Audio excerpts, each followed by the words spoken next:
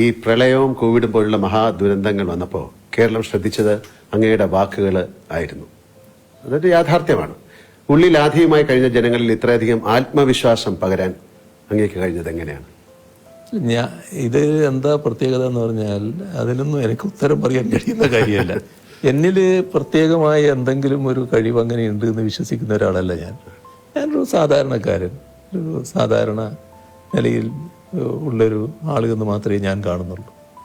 അതിൻ്റെ ഭാഗമായി ഇപ്പോൾ മറ്റു തരത്തിലെടുത്താൽ പല സമുന്നത വ്യക്തികൾക്കുമുള്ള തരത്തിലുള്ള വലിയ ഉയർന്ന വിദ്യാഭ്യാസം അല്ലെങ്കിൽ അതിൻ്റെ ഭാഗമായിട്ടുള്ള വലിയ ഭൗതിക ശേഷി അതൊന്നും ഉള്ള ഒരാളല്ല ഞാനൊരു സാധാരണക്കാരനെന്ന മട്ടിൽ ഞാൻ കാണുന്നുള്ളൂ.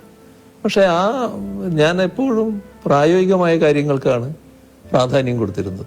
അതിൻ്റെ ഭാഗമായി ജനങ്ങളുടെ വിഷമം അതിനോടൊപ്പം നിൽക്കുക എന്നുള്ളത് എല്ലാ കാലത്തും സ്വീകരിച്ചു വന്നിട്ടുള്ള സാധാരണക്കാരനായി നിൽക്കുക എന്ന് പറയുന്നത് വളരെ എളുപ്പമുള്ള കാര്യമല്ല.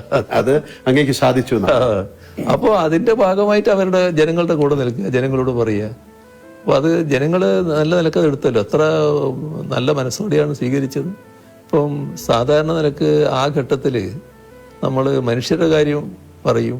ആ ഘട്ടത്തിൽ ഞാൻ ഒരു ദിവസം പറഞ്ഞു, നമ്മൾ പറയേണ്ട കാര്യങ്ങളെല്ലാം ജനങ്ങളോട് പറയായിരുന്നല്ലോ, നമ്മൾ കുടുംബത്തിൽ പറയുന്നത് പോലെ ജനങ്ങളോട് പറയുന്ന നിലയായിരുന്നു ഞാൻ സ്വീകരിച്ചിരുന്നത്.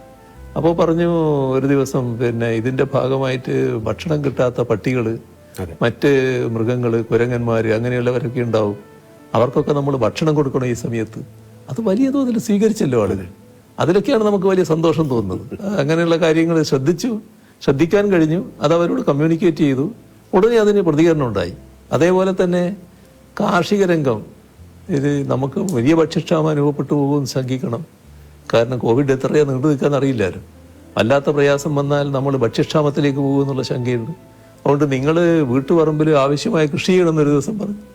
അത് പറഞ്ഞ് കേൾക്കേണ്ട താമസം ചിലർ ഉടനെ മൺവെട്ടിയൊക്കെ എടുത്തിട്ട് കൃഷി ചെയ്യാൻ പുറപ്പെട്ടല്ലോ. അതൊക്കെ ഒരു നല്ല ആവേശകരമായ കാര്യമല്ലേ. അപ്പൊ അന്നിങ്ങനെയുള്ള കാര്യങ്ങൾ ചെയ്യാൻ കഴിഞ്ഞു എന്നുള്ളത് തന്നെയാണ് ഒരു പ്രത്യേകതയായിട്ട് ഞാൻ കാണുന്നത്.